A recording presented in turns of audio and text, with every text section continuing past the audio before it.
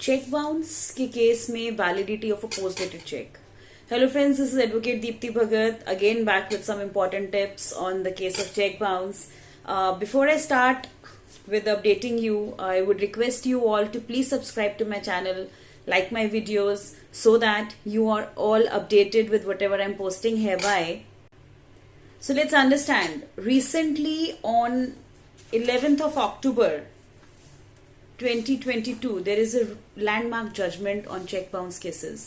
Check bounce के case में एक बहुत ही महत्वपूर्ण इम्पॉर्टेंट जजमेंट पास हुई है अक्टूबर में, जिसके तहत सुप्रीम कोर्ट ने कुछ इम्पॉर्टेंट पॉइंट्स बताए हैं जिसमें हमारी validity of a post dated cheque में कुछ इम्पैक्ट आता है. इसको एक एग्जांपल से समझते हैं. एक्स ने वाई को लोन दिया 1 लाख रुपए का. वाई ने प्रॉमिस किया मैं 2 महीने बाद ये लोन वापस कर दूंगा. इन द मीन टाइम उसने 1 लाख रुपए का एक पोस्ट डेटेड चेक दे दिया जिस पर उसने 2 महीने बाद की डेट डाली है. 2 महीने बाद उसने 10,000 रुपए ऑनलाइन ट्रांसफर कर दिए एक्स को. Now the remaining legally claimable amount is 90,000, not 1 lakh.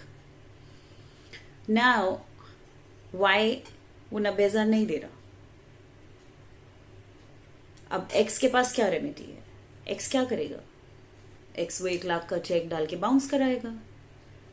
लेकिन क्या एक्स 1 लाख के चेक से 90,000 रिकवर कर सकता है क्योंकि वो 10,000 ऑलरेडी रिसीव कर चुका है?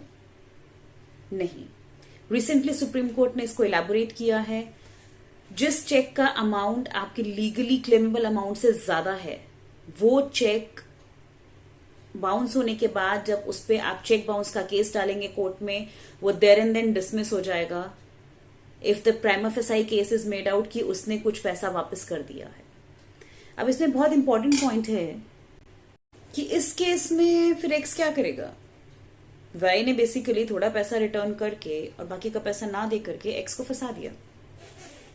इसके ऊपर सुप्रीम कोर्ट ने कुछ पॉइंट्स इलैबोरेट किए हैं. Let's take them one by one. एक चेक बाउंस के केस की वैलिडिटी के रिगार्डिंग सबसे पहले इंपॉर्टेंट पॉइंट है, जो पर्सन उस चेक को साइन कर रहा है, अगर वो एडमिट करता है कि ये जो अमाउंट चेक पर मेंशन्ड है ये मैंने देना है, that becomes a legally enforceable debt. यहां पर admission of that person is important जिसने वो चेक साइन किया. ना सेकेंडली, चेक पर जो अमाउंट है, जिस चेक को उसने साइन किया था, अगर उसमें से पार्ट पेमेंट हो चुकी है, तब उस चेक के अमाउंट की उस अमाउंट के चेक की क्या वैलिडिटी है? आइडियली उसकी कोई वैलिडिटी नहीं है. अगर आप लाख रुपए का चेक बैंक में डालते हो, वो बाउंस हो जाता है, आपका इन्फोर्सिएबल अमाउंट 90,000 था क्योंकि 10,000 ऑलरेडी आप रिसीव कर चुके हो, वो चेक बाउंस हो जाता है. आप उस चेक को कोर्ट में प्रेजेंट करते हो, केस लगाते हो. Court will dismiss the case there and then saying कि आप 1 लाख के चेक से वो 90,000 कैसे क्लेम कर सकते हो. तो क्या एक्स का वो 1 लाख का चेक खराब हो गया? नहीं. Here comes into the picture section 56 of NI act. Section 56 of negotiable instruments act ये कहता है, इनफैक्ट बात करता है एंडोर्समेंट की. Endorsement on a negotiable instrument. किसी भी नेगोशिएबल इंस्ट्रूमेंट के ऊपर चेक, प्रॉमिसरी नोट, एनीथिंग, कोई भी एंडोर्समेंट अलाउड नहीं है. लेकिन इस सिचुएशन में एक्स 10,000 रिसीव कर चुका है, तो उसे चेक की बैक साइड पे अपने हाथ से ये लिखना होगा, एंडोर्स करना होगा, I have already received ₹10,000 and I am presenting this cheque. मैं इस चेक को सिर्फ 90,000 के लिए प्रेजेंट कर रहा हूं. साइन करेगा. फिर वो उस चेक को जब बैंक में डालेगा तो वो चेक लाख रुपए के लिए नहीं लगेगा, वो 90,000 के लिए लगेगा. और तब जब वो चेक बाउंस होता है, फिर आप उस चेक का जब कोर्ट में केस डालते हो, तो it is a very much valid cheque, it is a very much valid case. इस कॉन्सेप्ट का बेसिक पर्पस ये है कि जिसने चेक लिखा है उसे आप पूरे अमाउंट के लिए लायबल नहीं कर सकते हैं अगर वो पार्ट पेमेंट कर चुका है. बट यस, अगर वो पेमेंट कैश में हुई है और उसके पास कोई प्रूफ नहीं है, तो ड्रॉई इज एट बेनिफिट. फिर एक्स उसे पूरे अमाउंट के लिए लगा सकता है क्योंकि तब वाई ये प्रूव नहीं कर पाएगा कैश में पेमेंट है कि मैंने कैसे दिया था, क्या करा था, कोई रसीद नहीं ली, कुछ नहीं लिया। अगर वाई प्रूव कर सकता है कि मैंने पार्ट पेमेंट कर दी है, इन दैट केस एक्स को चेक के पीछे एंडोर्समेंट करना ही पड़ेगा, नहीं तो उसका वो बाउंस्ड चेक का जो केस कोर्ट में डलेगा, that will not be taken up by the court and it will be dismissed by the court there and then. Now the second most important thing is कि वो endorsement, basically मेरे पास बहुत queries आती हैं कि ma'am वो endorsement कौन करेगा? जिसने चेक लिखा है, जिसने चेक लिख के साइन करके दिया है, क्या हमें वो एंडोर्समेंट उससे करानी है?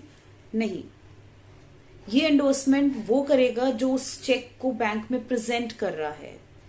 वाई ने एक्स को चेक दिया था, एक्स वो चेक बैंक में प्रेजेंट करेगा, तो एक्स उस चेक के बैक साइड पे एंडोर्समेंट करेगा कि इतना पैसा मैं रिसीव कर चुका हूं और मैं इस चेक को एंटायर अमाउंट के लिए नहीं लगा रहा हूं, सिर्फ रिमेनिंग अमाउंट के लिए लगा रहा हूं, और वो अमाउंट वहां मेंशन करेगा।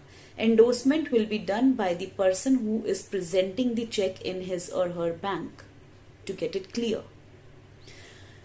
The name of the judgment you will get in the description. बहुत ही इंपॉर्टेंट जजमेंट है। दशरथ भाई त्रिकम भाई पटेल वर्सेस हितेश महेंद्र भाई Patel and others, passed on 11th October 2022, or it is passed by Supreme Court, and this judgment has changed a lot the concept. अब यहाँ पे एक बहुत बड़ा इशू अराइज होता है कि आपने किसी को पैसे दिए, उसने पार्ट पेमेंट करके आपका चेक खराब कर दिया। अब बहुत से लोगों को एंडोर्समेंट के बारे में पता भी नहीं होता है, तो गाइज प्लीज बिना एंडोर्समेंट किए, अगर आप पार्ट पेमेंट रिसीव कर चुके हैं, बिना एंडोर्समेंट किए चेक बैंक में मत प्रेजेंट कीजिए, आपका चेक खराब हो जाएगा। You will not be able to recover the remaining amount from that person. अब एक और सिचुएशन लेते हैं। सपोज आपने बिना एंडोर्समेंट किए वो चेक बैंक में डाल दिया, you were not aware. Y court में आके बोलेगा कि मैंने पार्ट पेमेंट कर दी है, मेरी सिर्फ पार्ट पेमेंट रहती है, वो चेक खराब हो गया, केस डिसमिस हो गया। सो इन अ वे वाई हैज एडमिटेड कि ही वॉज लाइबल टू पे दैट अमाउंट। पार्ट पेमेंट वो कर चुका है, पार्ट पेमेंट बची है, तो ऐसा नहीं है कि आपके पास कोई और रेमेडी नहीं है। अब एक्स रिकवरी सूट डाल सकता है for the remaining amount, that will be a civil proceeding. और जो वाई ने एडमिशन किया है एनआई चेक बाउंस के केस में, उसको वो एज एन एविडेंस यूज कर सकता है, बट वो एक बहुत लेंदी और टाइम टेकिंग प्रोसीजर है। तो why not to cut it down and be smart at the very first go. Please endorse your cheque for the part payment received and do mention that I am presenting this check only for the remaining amount. Mention the amount there and sign it and then present it in your bank. I hope this video is of some help to you guys, and if you like my video, please like my video, please subscribe to my channel, and don't forget to drop your comments in the chat box regarding any query you have or any other particular topic you want me to explain or take up on the video, so that I can help you better. Thank you. Have a great day ahead.